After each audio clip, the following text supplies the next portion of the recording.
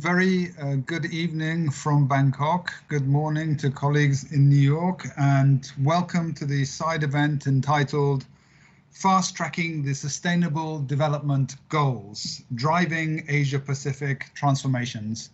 My name is Kaveh Zahidi. I'm the Deputy Executive Secretary at the UN Economic and Social Commission for Asia-Pacific, and I'll be moderating this morning's side event.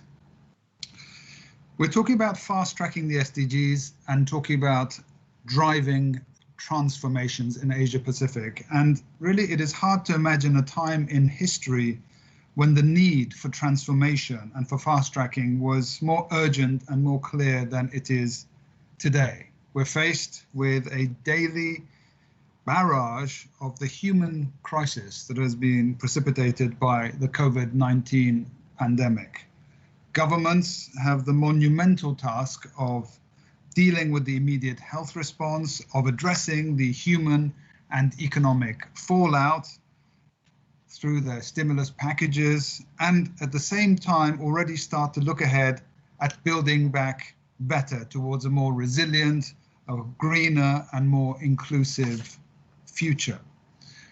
The report issued jointly by ESCAP, ADB and UNDP that will be the focus of today's discussion therefore becomes very timely, as it helps us to identify some of the key strategies for a shift away from business as usual and, as the title of the report says, towards fast tracking the SDGs and driving Asia-Pacific transformations.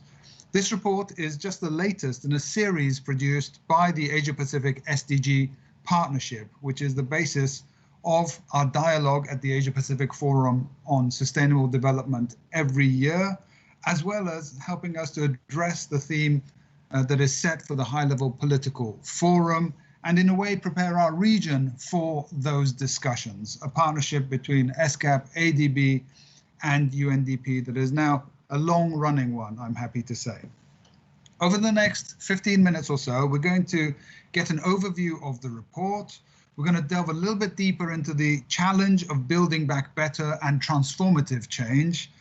We're going to hear how policymaking can deal with the extraordinary complexity that we're facing, and then benefit from insights from the government of Thailand on their approach around transformative response and recovery. And to do that, we are extremely fortunate to have really a fantastic lineup of speakers. First up will be Ibu Armida Salcia Alisjabana, who is the United Nations Under Secretary General and the Executive Secretary of UN ESCAP. Then she will be followed by Ms. Kani Wignaraja, who is the United Nations Assistant Secretary General, the UNDP Assistant Administrator, as well as the Director of the Asia Pacific Regional Bureau of UNDP. She'll be followed by Mr. Bambang Susantono, who is the Asian Development Bank Vice President for Knowledge Management. And then we have, from the Ministry of Foreign Affairs of the Royal Government of Thailand, the Director General of ASEAN Department, Ms. Usana Berananda. So a fabulous lineup to take us through this side event. Following the interventions by the four speakers, we will invite comments and questions using the chat function that you see on the side of your YouTube connection. So please feel free to begin posting some of those questions and we will harvest them as we go along. When placing your questions or your comments, we do invite you to please identify yourself and your organization, so we have a little bit of context for our speakers as to where the questions and comments are coming from. So without further ado, I would like to invite Ibu Armida Salcia Alisjabana, the ESCAP Executive Secretary, to please take to the floor. Ibu, over to you. Thank you very much, Kaveh. Colleagues, friends, very good morning in New York, very good afternoon, as well as very good evening in Bangkok, as well as elsewhere in Asia Pacific. It is indeed my pleasure to be here to share again, having been launched last May, key highlights of the joint report ESCAP ADB UNDP on fast-tracking SDG driving Asia Pacific transformations. Again, this report intends to support the deliberation at HLPF, presents analysis of Asia Pacific transformation. Of course, yeah, the story before COVID-19, but this is even becoming even more relevant after this COVID-19 pandemic, to how we mitigate the socio-economic impact and then to recover the way forward. Yeah, there is a case, very good case for accelerating transformation. Progress on harnessing these six transformative entry points, which is also the focus of HLPF deliberation over the next few days. And these entry points help synergize our efforts, yeah, on how to fast track these SDGs as well as to transform our development as well as to mitigate all these development challenges. 6 entry point areas to include from shifting towards sustainable just economies, securing the global environment commons, building sustainable food systems and healthy nutrition patterns, promoting sustainable urban and peri-urban development, very important because the high urbanization rate and even more than 50% population of our region are in urban areas, strengthening human well-being and capabilities from education, health, gender, as well as achieving energy decarbonization and universal access to energy. And again, all these 6 transformative areas or entry points are backed by the SDG indicators. On analyzing the country progress for the 6 entry points, what we can see from the report and also by way of answering 3 questions, 3 basic questions. First is, how does each country's speed of progress and level of achievement compared with regional averages? Yeah, from the 4 quadrant at the picture left-hand side, the 2 top quadrants are basically representing countries that are fast risers and sprinters, countries that are moving more quickly than the regional average. So basically, what lessons learned, yeah, that we can have from those countries.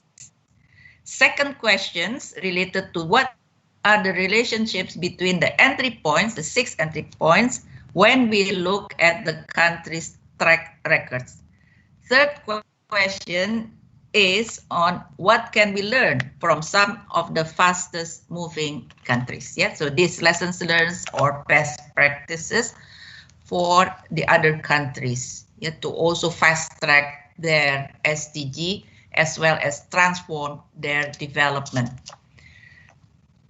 On the insight, yeah, that are gained and what we can see from the report, basically 4 main insights.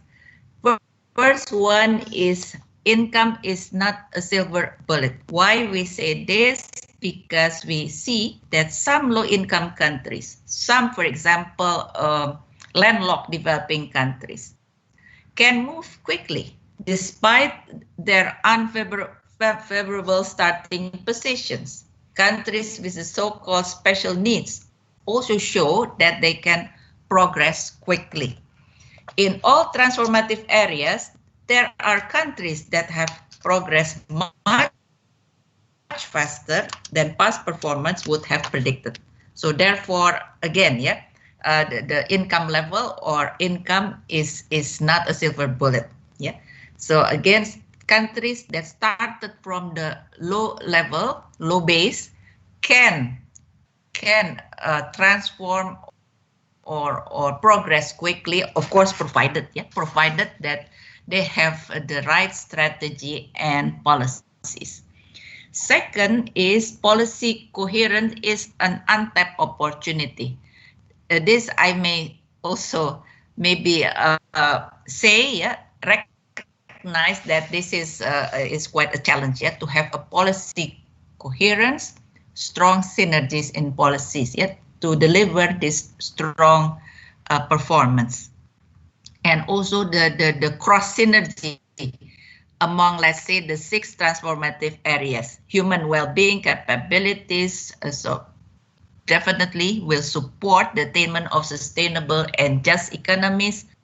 Likewise, human well-being capabilities will definitely also support this decarbonization of the energy sector. Third, we did not find statistically significant trade-offs, or basically there is no trade-off among the 6 entry points. So, or in other words, we can simultaneously achieve or go through the 6 entry points or several of the entry points simultaneously. So we do not have to forego one objective to achieve another objective. Fourth, among some countries that are relatively high income and advanced, progress is admittedly much slower due to the fact of the so-called last mile challenges. So leaving no one behind and dealing with complexity, so because of this is the challenges, that of course we need, let's say, to approach it through the out-of-the-box approach, extraordinary approach. We need innovation, we need new ideas, On how to accelerate transformation, the report draws on the experiences of the countries that have moved ahead most quickly. Again, if you remember, the two topmost quadrant, right, that we have previously. Again, some lessons learned here. That again, the first lessons learned, or let's say, the important cluster here is that how to set direction and mobilize stakeholders and partnership. Here, leadership is key, certainly. Here, leadership is key. Acceptability of the leadership is also key. So therefore, for the leadership to be effective in mobilizing all of the stakeholders with a vision that unites, and with clear policy direction. And in the context of COVID-19 response and recovery plan, then this is even more important. Second is systemic alignment for transformation. In here, we see several focus area that, if I may, is again basically how to focus, prioritize, to start with the weakest, the most vulnerable in our society. Give the attention to the most vulnerable in the society and remove the systemic barriers for this segment of the population.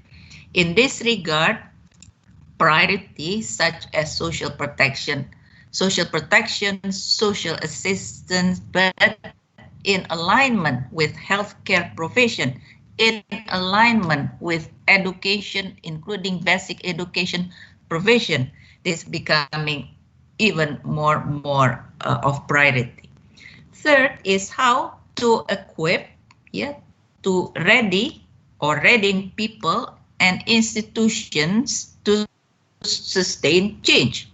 In this regard, several elements, if I can share, from the report, to include bureaucracy or the civil servant, in this case. Why? Because important, because this is the backbone of government. If you have a good bureaucracy, if you have a good civil servant, then it facilitates a lot from the decision making policy making, certainly decision making, implementation.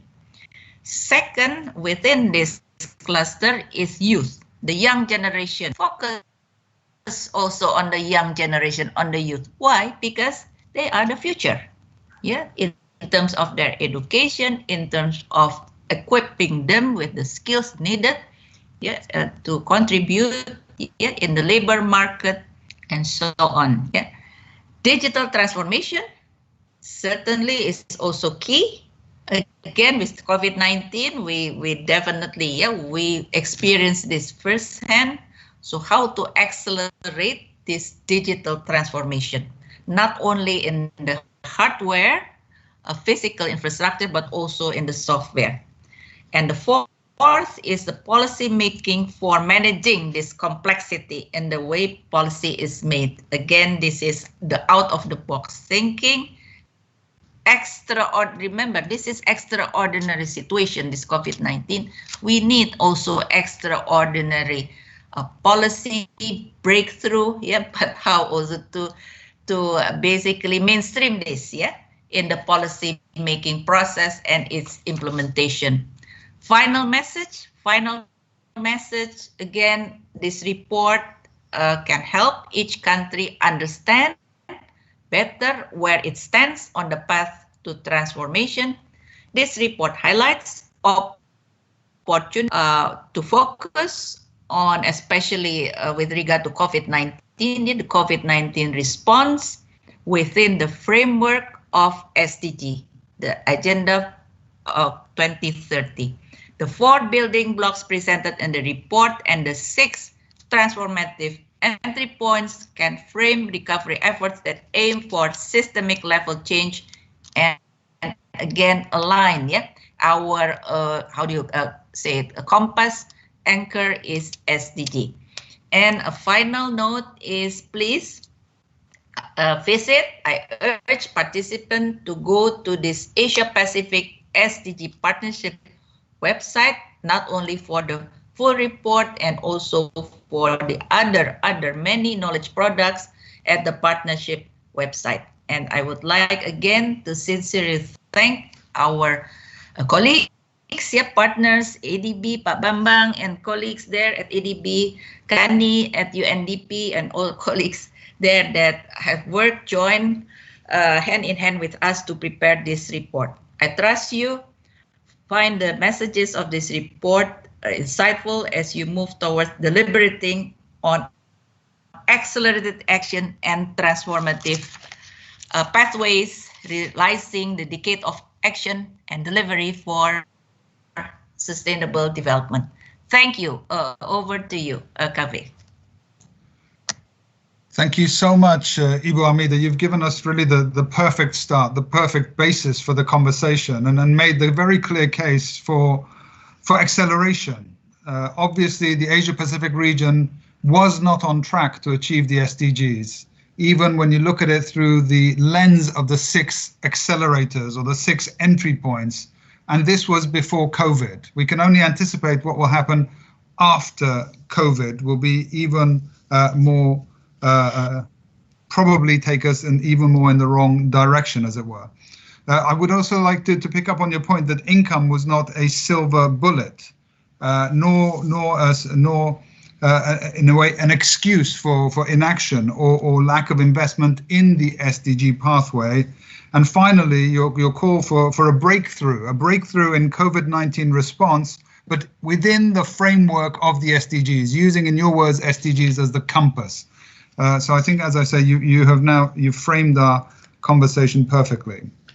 Our next speaker, and I see Kani is up on the screen, is Ms. Kani Wignaraja, who is the UN Assistant Secretary General, UNDP Assistant Administrator, Director of the Regional Bureau for Asia and the Pacific of the UN Development Program. And Kani, I understand you'll share with us a little bit the insights of how we can bring about this sort of policy-making revolution and reset that is needed in terms of development policy, especially in the aftermath of COVID. So over to you, Kani. Thank you. Thank you very much, Kaveh, and it's such a pleasure, Excellencies, ladies and gentlemen, to be able to address you today together with our partners in ESCAP and ADB, and to follow on the framing that Ibu Armida has presented. This work that we do together each year, and we've accelerated and intensified this effort in this SDG partnership, because as both the speakers said before, this is no time to be quiet. We've really got to come out there boldly and with courage and speak to also making some tough choices, because these are often trade-offs. And we've said this in different ways these past months, that with COVID-19, we are living through the worst global crisis since World War II, and with such devastating socioeconomic impacts. And the difference is that it affects all countries nearly always at the same time. So the loss of economic activity, the social and environmental protections, and the disproportionate hit on the most vulnerable is being seen across countries and communities. And so it's hard for any one to pick up while the other hurts, because everyone's hurting at the same time. Now, for the first time in the last 3 decades of human development progress, we are seeing the HDI decreasing in 2020. We never thought in our lifetime we would see this happen, given the big push and investments that countries around the world had made in improving the human development and well-being of their people. But now, as the SG has often said, we're seeing close to 500 million people getting pushed further and further into poverty, and 100 million people now further pushed back into extreme poverty.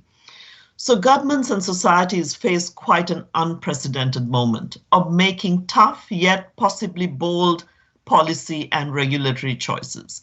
And this is what I would like to focus us here today.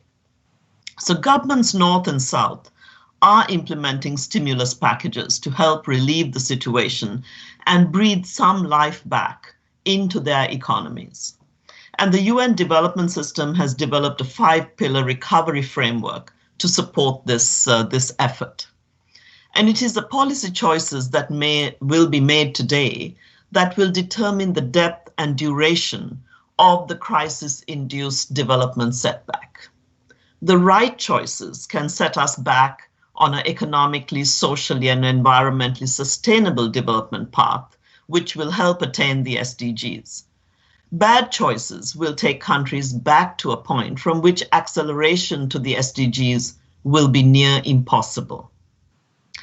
As Ibu Armida has presented some of the major findings of our SDG report, the key tipping points and these last mile challenges, let me call our attention to some of the places where progress is underway, and now with the shocks that we face, where it has been slowed in terms of shifting towards that sustainable and just economy and society. And these are areas where UNDP, together with the ESCAP, the UN country teams, ADB, all the others, are supporting governments unpack country by country as to what the specific triggers have been that is slowing progress, and what can be done really to accelerate back onto the pathway we want to see.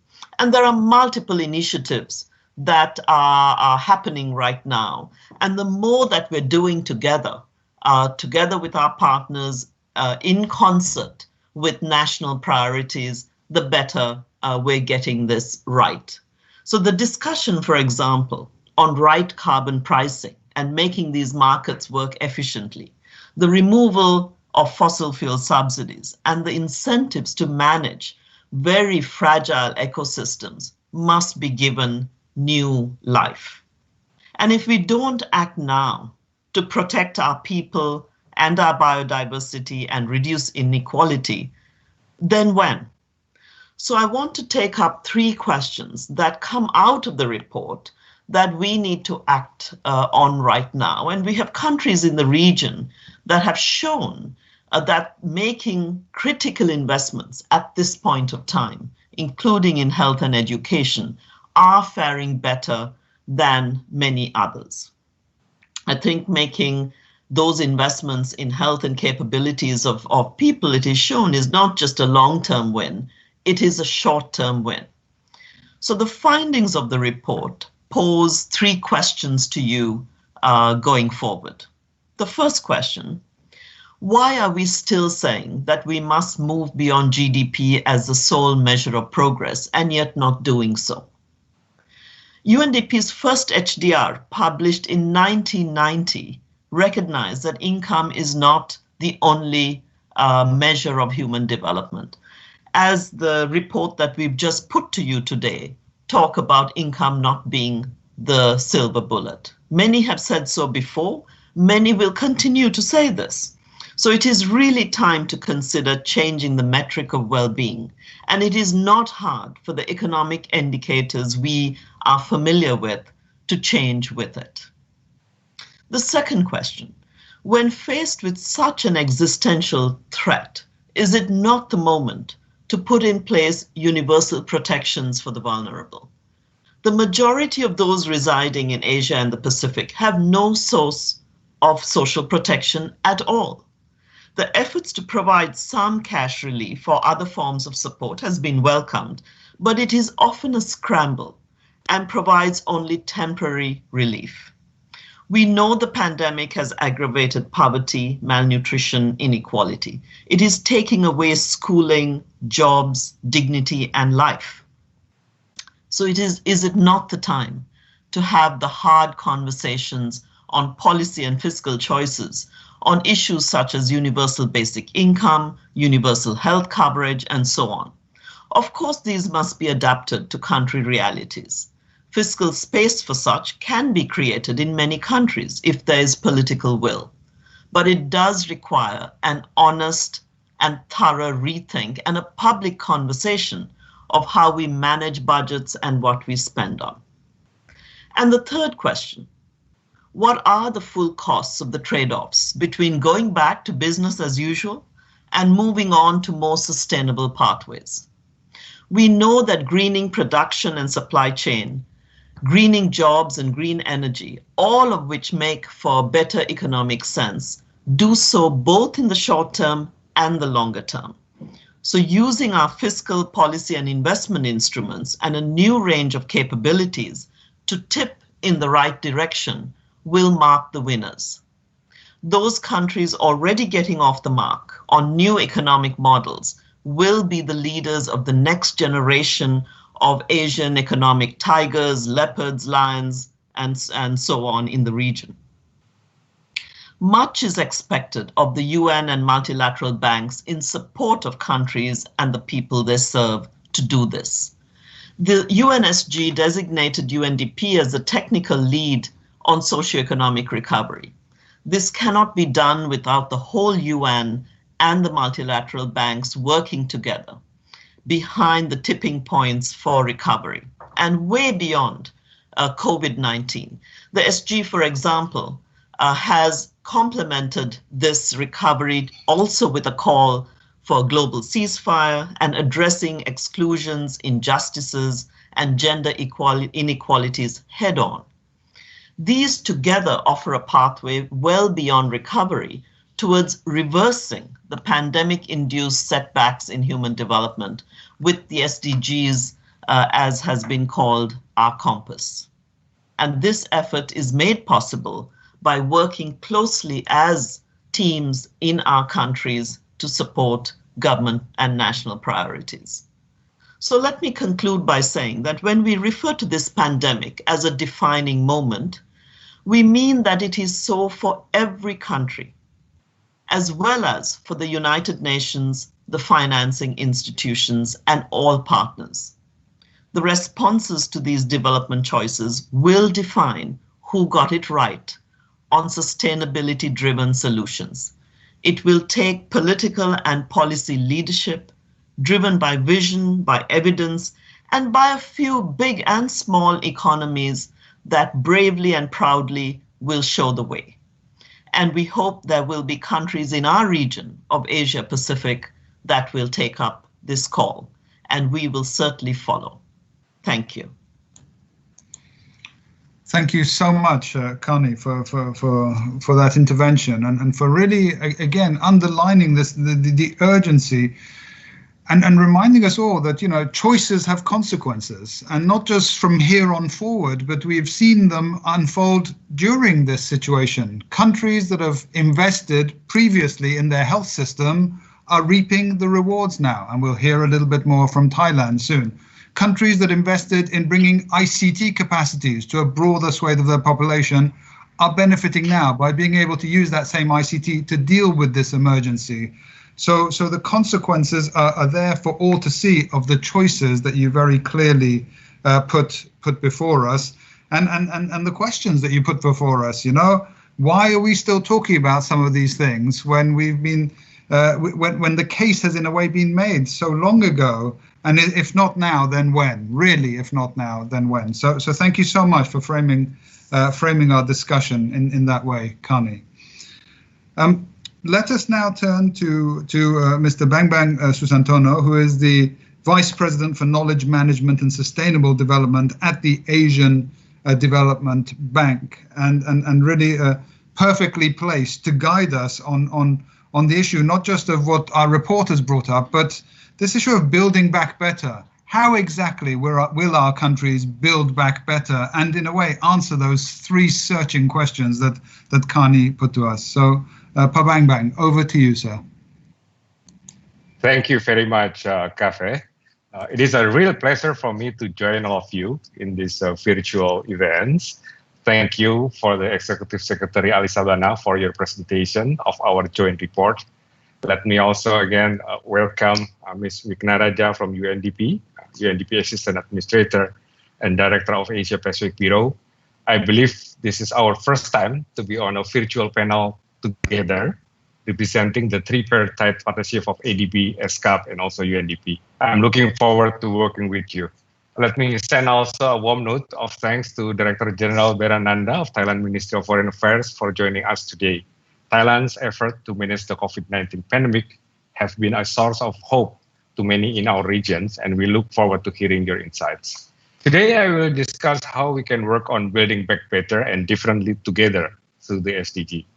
COVID-19 has highlighted our region's vulnerability to shocks and stresses. We were already off track in the achievement of the SDGs, and measures to manage the pandemic have made a challenging situation even harder. The SDG report, prepared for the 2018 and 2019 Asia Pacific Forum and High-Level Political Forum, highlighted the need for transformations to create sustainable and resilient societies, where people are empowered to pursue inclusion and also equity. COVID-19 has driven home the importance of both these themes. As we cope with the immediate effect of the COVID-19 pandemic, we must not lose sight of the need for transformative changes to achieve the SDGs. The goals can provide a framework and roadmap as we turn our attentions to the question of how we will weather, live with, and also recover from this pandemic. Resilience must be central to our strategies and interventions. Such shocks do not respect borders, so the pathway to saving lives and securing livelihoods lies not in national isolations, but in cooperating across borders on information sharing, capacity building, and policy coordinations. We must use the SDG and Paris Agreement as the guiding frameworks for our recovery efforts and do what it takes to prioritize their attainment. Each of the 6 entry points for transformative change explored in this year's SDG report has been affected by COVID-19, while also presenting potential opportunities to help us respond to the pandemic. Effective responses today could, in turn, enable us to tackle long-standing and challenging issues by building back better. Let us take one entry point as an example: energy, decarbonizations, and access to energy. The report knows that this entry point is particularly challenging as it pulls in two potentially opposing directions. Too many countries in our regions have increased access to energy without introducing measures to address greenhouse gas emissions or promote clean energy. Pausing our economies to contain the pandemic has resulted in some temporary reductions in air pollution and emissions. Cities had blue sky, rivers and streams were clear, and nature was back to its pristine conditions. This reminds us not only that we must, but we can make fundamental change in sustainability. Going back to business as usual will put us back on a path to the climate change crisis. In past financial crises, infrastructure investment has been an important part of recovery and stimulus packages aimed at restarting economies. Infrastructure investments is also closely related to many of the other transformative entry points explored in the report, including urban and peri-urban development, human capability and well-being, and building sustainable food system. For example, stimulus packages in response to 2008 financial crisis help enable some of the renewable energy investments that the world has benefited from over the past decade. Now, as we slowly open our economies, we will need to ensure that we sustain the policy and investment support mechanism for clean and renewable energy that we have put in place over the past few years. Multilateral development banks like us are coordinating closely to support countries in these difficult situations. We at ADB have taken significant steps to expand our fiscal capacity to support our developing member countries. We are also working to ensure that our financial and economic support package promote green, resilient, and inclusive infrastructure. Climate change and adaptation finance target under our ADB Strategy 2030 take on renewed importance. ADB projects related to COVID-19 response efforts are also screened carefully to benefit the poorest and most vulnerable people and to support long-term environmentally sustainable development. We can only realize the SDG through strong global and inclusive partnership. We are really strongest when we work together. Partnerships help finding new ways to take on long-standing challenges in unprecedented times. It can help inspire and lay the groundwork for the new approaches to development. This will be essential if we are to bounce forward and not to bounce back from this crisis by building back better and together toward achieving the SDGs. To succeed, each of us will have a role to play as development organizations, governments, businesses, civil society bodies, local community groups, and of course, individuals. This week, we have come together at this high-level political forum to remind ourselves that there is no success without joining forces. We value and cherish our partnership with ESCAP and UNDP on the SDG as an important part of ADB's effort, but we cannot stop here. ADB is committed to the SDG, and we make this partnership as inspiration for us to promote more collaboration and more alliances across all to build back better and together in Asia and the Pacific. Thank you very much, and over to you, Cafe. Thank you very much indeed, Pak Bambang. That's I think you used a term that we've maybe heard less of, but is so vital to our region, which is resilience. And it's not just resilience to COVID. Our region is a particularly vulnerable one to natural disasters, climate-induced disasters, and all of this in a way flows in the same direction, because resilient infrastructure can help in a situation of natural disasters as much as it can, slow onset disasters as much as it can, a situation of a pandemic. So thank you for bringing that back into our conversation and reminding us really that the lens that almost any investment must be looked at is it green? Does it make our countries more resilient? Does it help with our agenda to make it more inclusive? So that's the triple lens that any investment must be in a way measured up against. And thank you for that. Right now, what I would like to do is just to remind participants that you can post your question or your comments in the chat box of YouTube. So please go ahead and post any question you may have in the chat box so that we can then pool those questions and pose them to our discussants. With that said, next I would like to go in a way down to the country level. As we know, Thailand was, in a way, is being talked about as one of the success stories of dealing with COVID, Ironically, at the same time, it's potentially one of the countries that's going to take the biggest economic hit from COVID.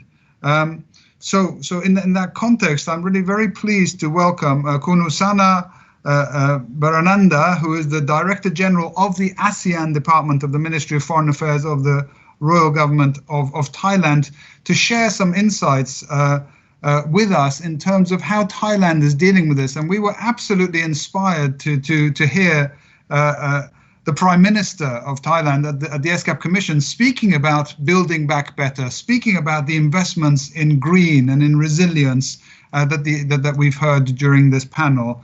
So Kunusana, let me turn over to you for your insights from the Thailand perspective. Yes, thank you, Cafe, and good evening, good afternoon, and good morning to everyone. Actually, what I prepared today, I was thinking of sharing with you the ASEAN perspective of responding to COVID-19, but I'll touch upon Thailand situation later on. But I just want to reflect on the point raised by Ibu, Amida, and Kani, that synergy is very important in this situation. And what ASEAN and Thailand, have done since 2015, when we have the UN 2030 Agenda for Sustainable Development. And in the same year, we also have the ASEAN Community Vision 2025. So what we are trying to do is promoting synergy and all complementarities between these two important documents. And Thailand is pleased to serve as the ASEAN coordinator for sustainable development. So what we are doing in the region will eventually complement our efforts to attain the SDG. I just want to show you a snapshot on what ASEAN is doing at the moment. From the ESCAP data, you can see that ASEAN has produced mixed results. And as Kani mentioned, the issue that we are doing well is on Goal 3, good health and well-being, Goal 4, quality education. And these two are really important. When Kani said that if we invest in these two goals, it will help us, create momentum for attaining other goals as well. We are also doing good in Goal 6 and Goal 9, which is clean water and sanitary, as well as innovation. And as Kaveh mentioned, innovation is really important in our response to COVID-19. And I'll come back to that later on. And so even if we have this positive momentum, but then COVID-19 has undermined our regional efforts to achieve SDG, and ASEAN is similar to other countries, other regions. We are hardly hit by the outbreak. As of yesterday, we have more than 165,000 confirmed cases, with more than 4,600 fatalities throughout all 10 ASEAN countries. But the worst thing is the issue that mentioned by a lot of speakers, that the heavy toll is on our economic. According to the ADB, the economic projection for this year, we will experience for the first time in many decades economic contraction by 2.7%, and the tourism sector, which make up to 12.6% of our ASEAN economy, will be hardly hit. And Thailand in particular, because we rely heavily on tourism, 25% of our GDP from tourism. So this is a heavy blow for us. And to mitigate the economic and social impact of COVID-19, ASEAN has united and respond in a cohesive manner. And this is under the theme of Vietnam Chairmanship cohesive and responsive. I talked to my Vietnamese colleague, and I told them that the ASEAN Chairmanship theme this year is very timely, and they said that they didn't expect to have this kind of situation when they chose the theme last year. So it is really timely, and throughout that chairmanship, a lot of effort have been undertaken, and I think that will be a good experience that our region can share with other regions as well. That this is not the situation where one country alone can address. What we need is regional efforts. From the national level, you need the whole of country, whole of nation, whole of government approach to address to it. And at the regional level, you also need the whole of community and coordinated regional effort. And this will reinforce the coordinated global effort in addressing COVID-19. And partnership is therefore key. I think a lot of speakers also mentioned that, and ASEAN is the same.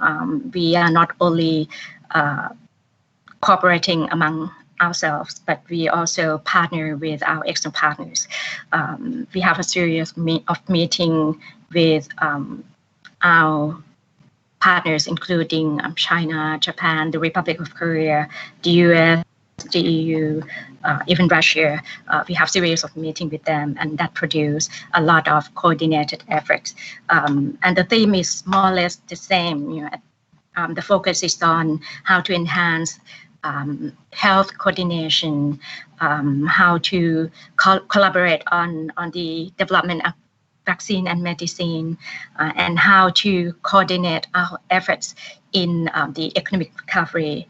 As for ASEAN, we are developing a master plan on recovery, which will be the outcome for the ASEAN Summit in November this year. So what I want to share with you is more or less my thinking of how we can, as Kaveh mentioned, how to shift away from the business as usual and come up with something that can build our region back better. First, I think what is important is to enhance our people well-being, and this includes promoting health security. As for ASEAN, we have several initiatives, including the establishment of the COVID-19 ASEAN Response Fund. This is the initiative of Thailand, which has gained a lot of support by our colleagues in ASEAN and external partners. And the fund is now up and running and will provide support for our frontline officer and the development of vaccine and medicine in the long run as well. The other issue is on universal health coverage, which was also mentioned by Kenny. In the case of Thailand, I think this is one of the key success story, the factor for our success story, because we have the universal health coverage, which enable our citizens, our people, to have access to healthcare system, and this is very important in addressing public health emergency.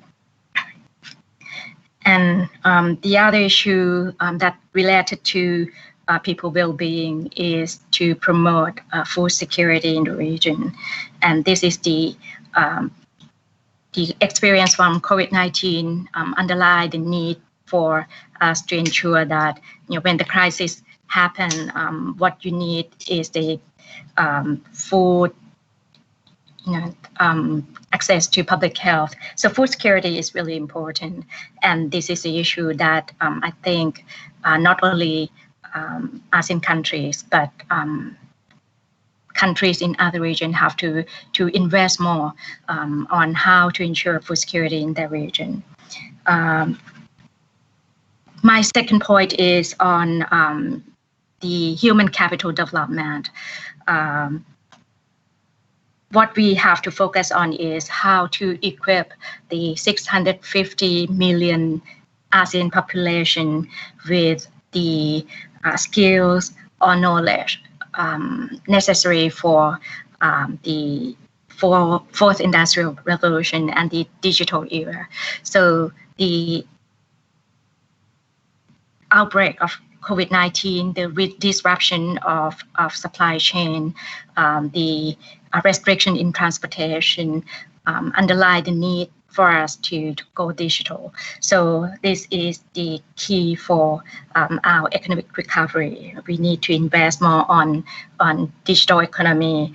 We have to promote digital literacy and to ensure that people will have access to the digital infrastructure. My third and last point is on promoting green and sustainable growth. This is the point Kaveh also mentioned. We have to go green. There's no other way. We need to rethink our development path and reaffirm our commitment to building a green and sustainable ASEAN community. And this can be reflected in a lot of our policy. Thailand as well is putting more emphasis on green economy. If you remember last year when we were the chairman of ASEAN, we focus on promoting sustainable development. We would like to address issues such as marine debris, green infrastructure, how to address climate change. All these issues have to be addressed if we want to recover stronger and become more sustainable in the future.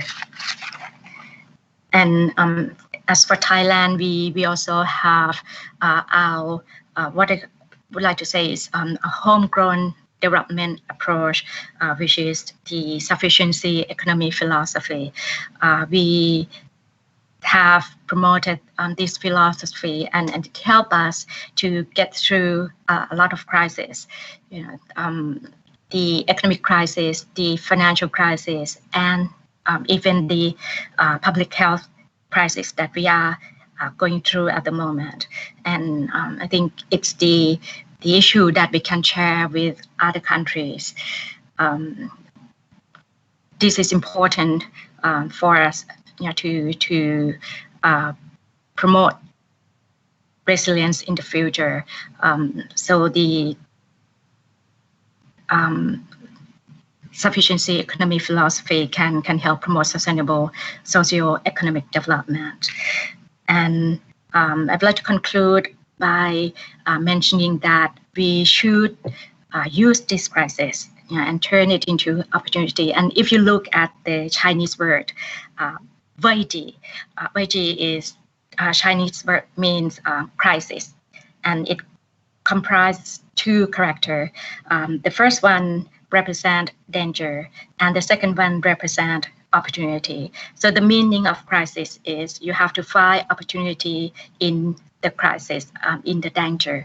So with that, I think we can use this crisis to transform our SDG effort and accelerate it.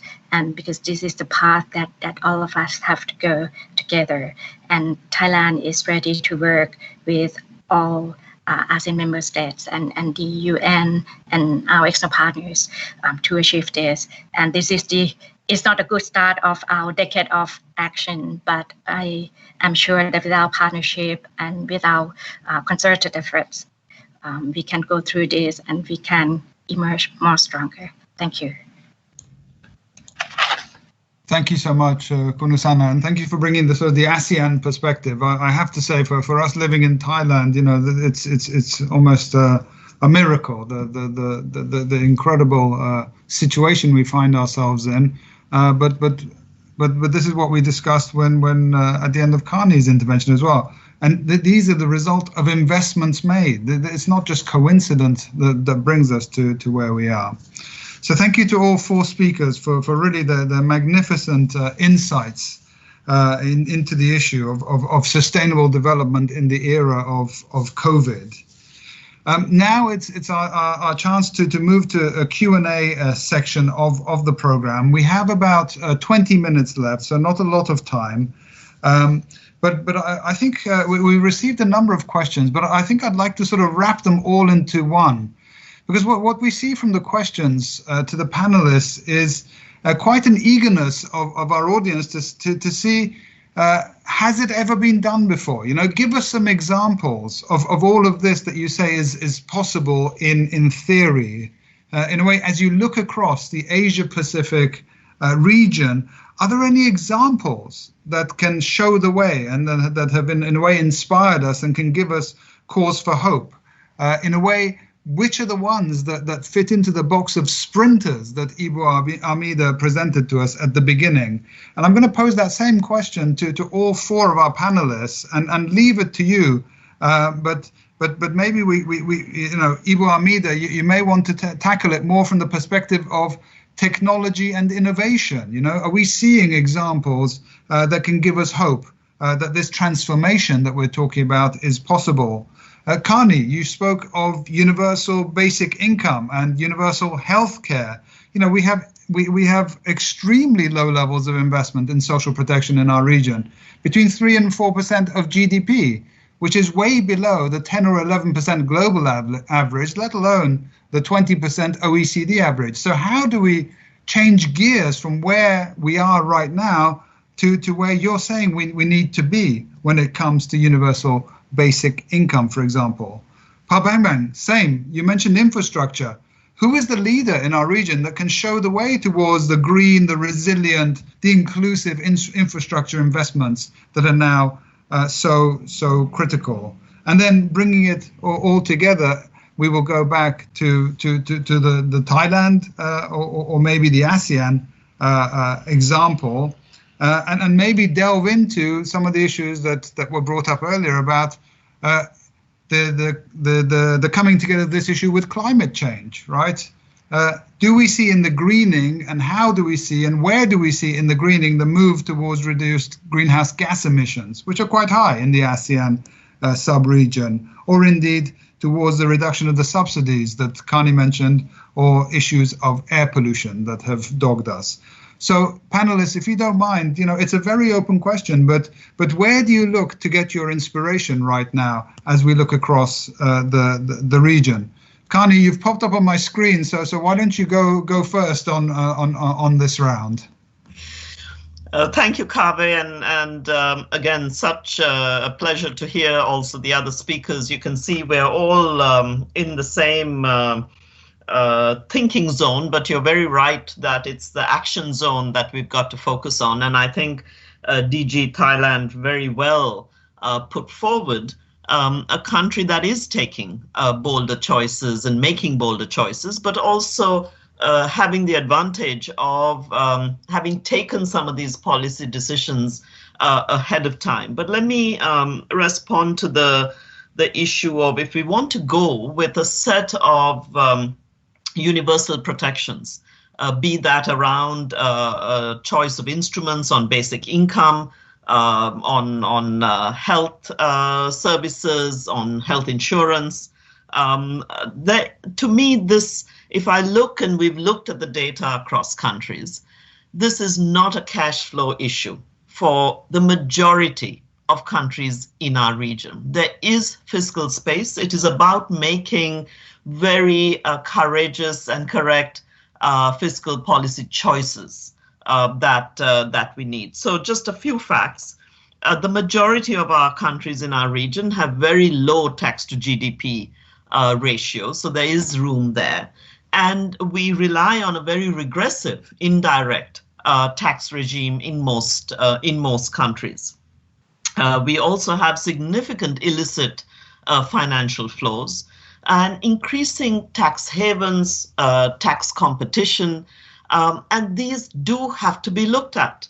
We cannot go back to this way of doing business. Just reducing, if not removing, fossil fuel subsidies at a time when oil prices are really low gives you an amount of fiscal space that really can be considered to move, as you said, Kaveh, closer to that 10% global average. We're nowhere there. Japan and the Republic of Korea are two countries that have done really well in this regard in our region and are showing more resilience. We have smaller countries like Singapore doing well also, and you've heard from Thailand. We have the very brave country of Bhutan shifting gear to go to not just a low carbon but a carbon neutral investment in their new economic well-being and gross national happiness strategy. And you have some of the large economies of China, India, etc., saying we've got to reverse now the coal-driven or the fossil fuel-driven growth to look at clean jobs, green jobs for a young population coming through. So I think there's a lot of ways in which this fiscal space can be put together to make the right choices around investing in people's well-being and capabilities first. Back to you.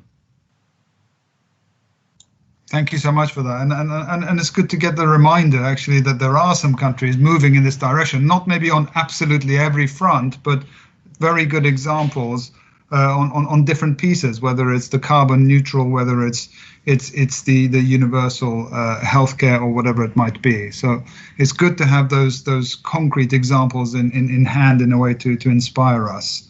And it's good to be reminded that as the fiscal stimulus packages have shown, that actually fiscal space probably exists a little more than we were led to believe beforehand.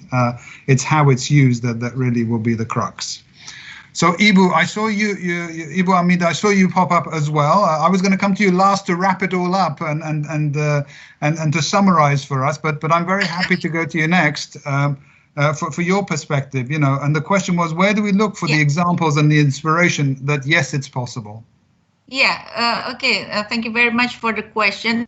Let me respond in a slightly different way, in a slightly different manner.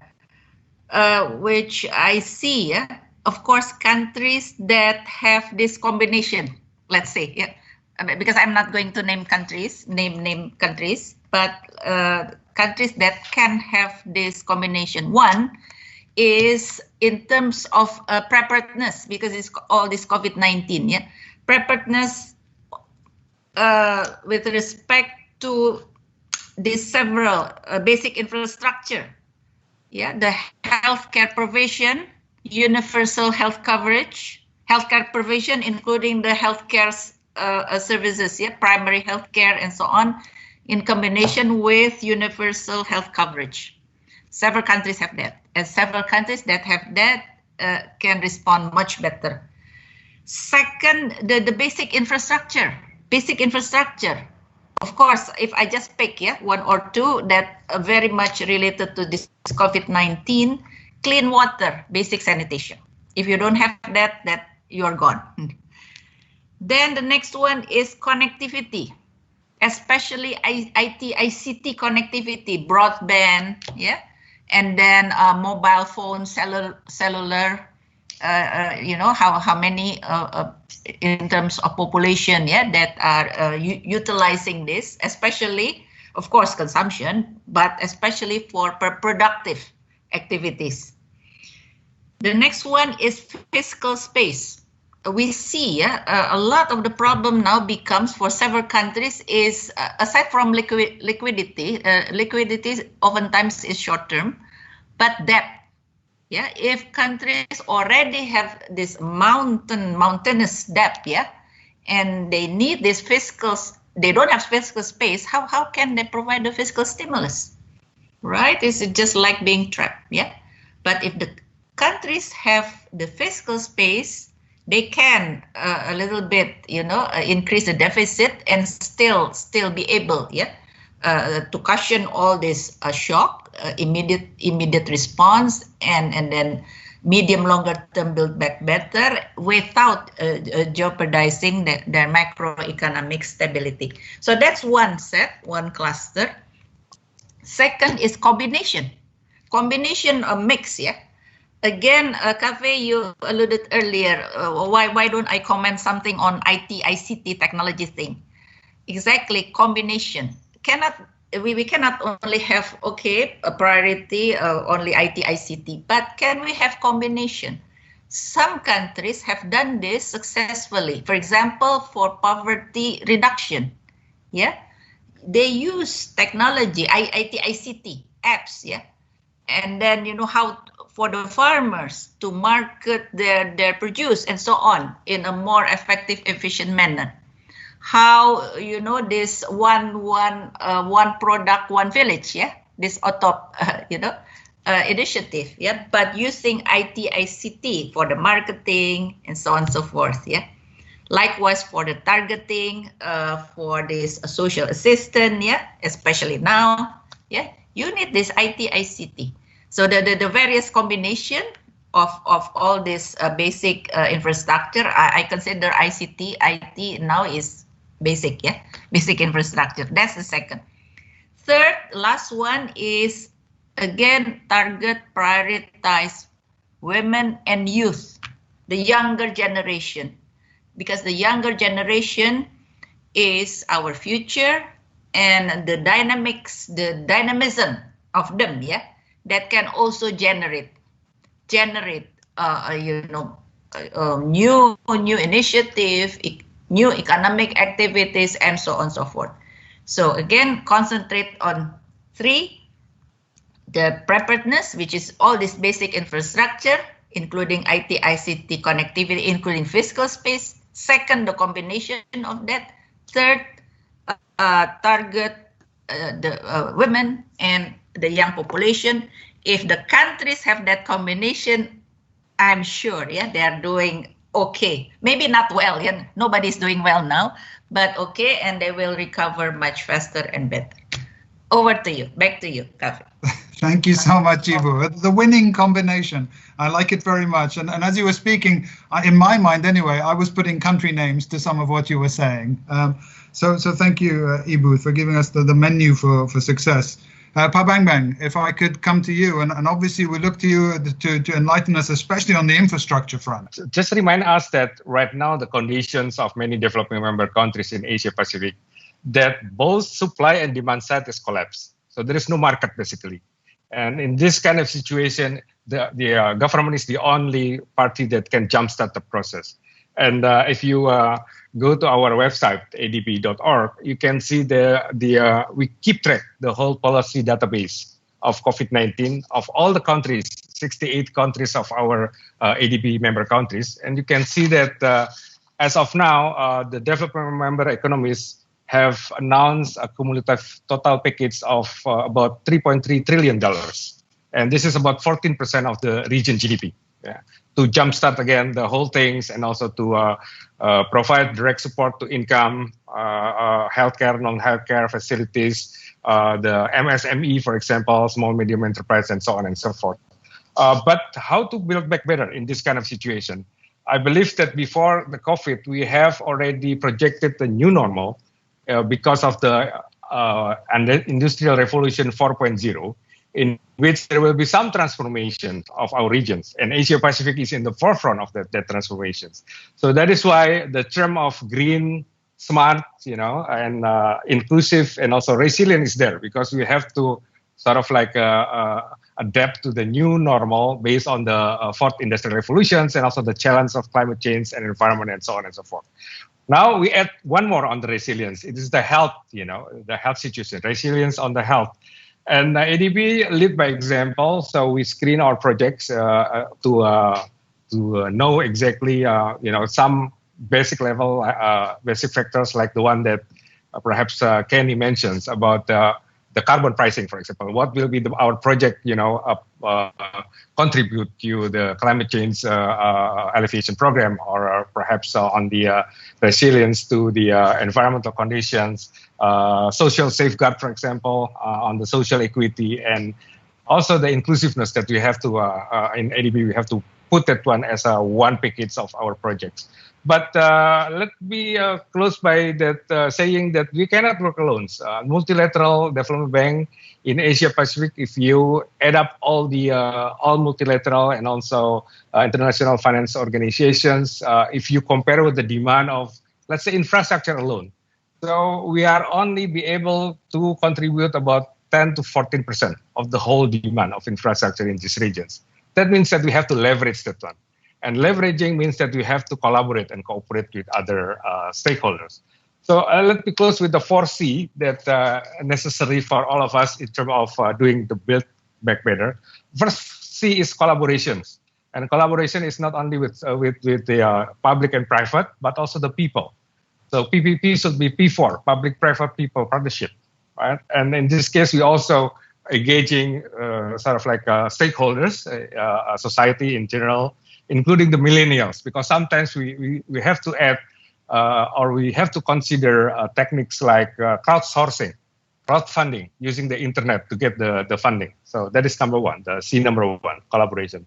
Second, on the communications, because we want public aware of the SDG. We want the public familiar, because right now, perhaps some of them, the ordinary people, they don't know anything about SDG. And we have to remind them that, yes, SDG should be the soul of the program, of the development, whoever that they are carrying out that program. That's the second one. That's the second C. And the third C is capacity building. Right now, in terms of SDG, if you want to bring back SDG on track and then not bounce back, but bounce forward, we need to have a good capacity. And that is usually a challenge in the local government and also the lower level of government. Yeah. So that is one homework that we have to do.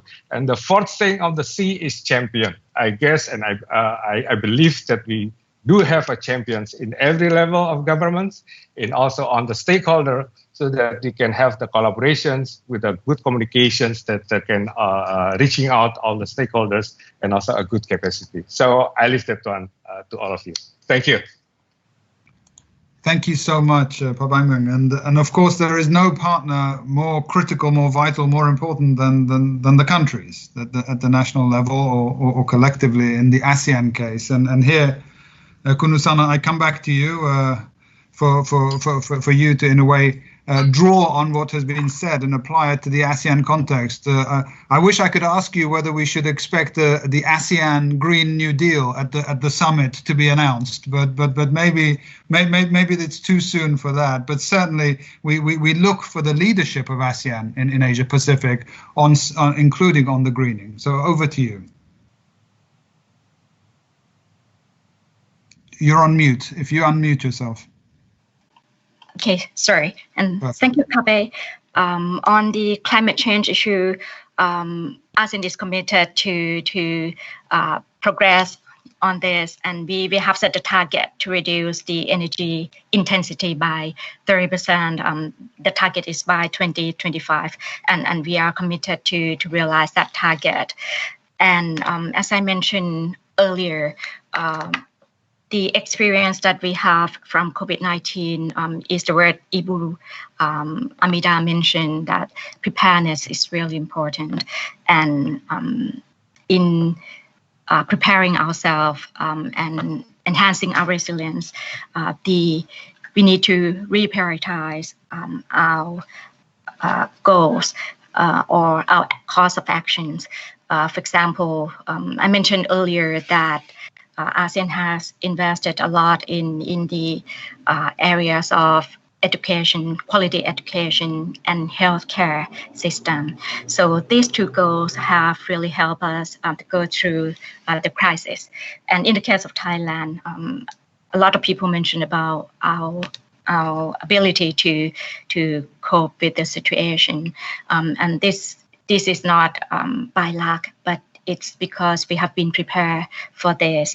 Some of you may have heard that one of the key factors in our success from the public health perspective is the case of the village health volunteer.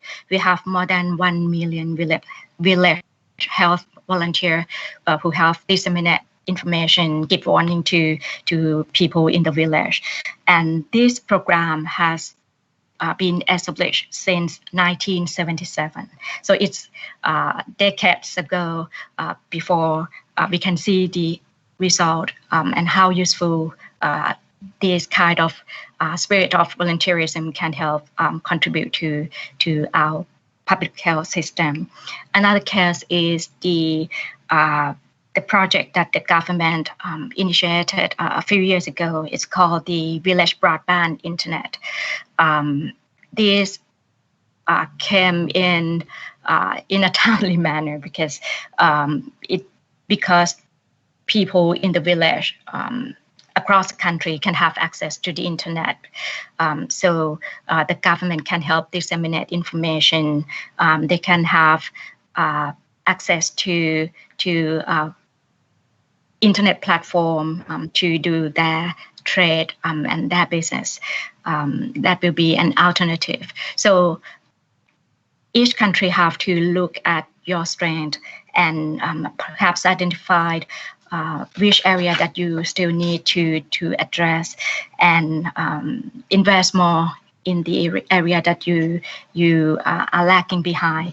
So by reprioritizing your goals and your course of actions, I think it will help enhance your preparedness and your resilience, and that will enable you to better cope with emergency situation in the future. And that's my takeaway for. I think that would be a key takeaway from our experience during the crisis. Thank you. Thank you so much, and I think it's a perfect note to end on. The reminder that these long-term investments, decade-long investments, pay off. So this is the time scale. We cannot look at short-term horizons when we're evaluating investments like these.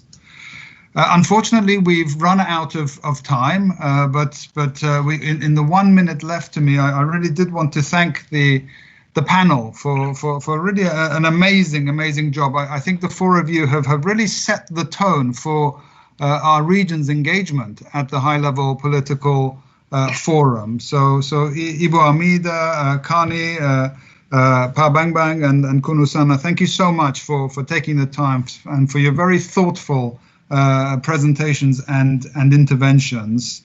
I also wanted to, of course, thank the viewers who joined us on YouTube.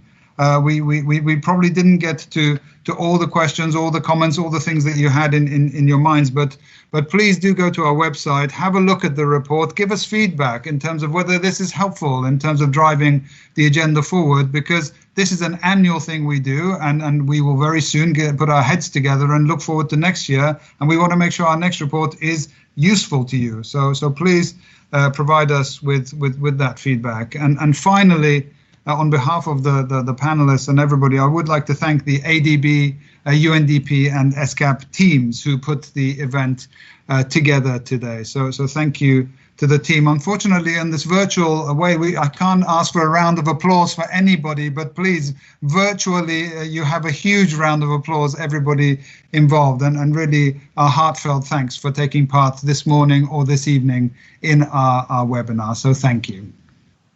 And thank you, Kaveh, for your moderation as well. Thank you. Take care.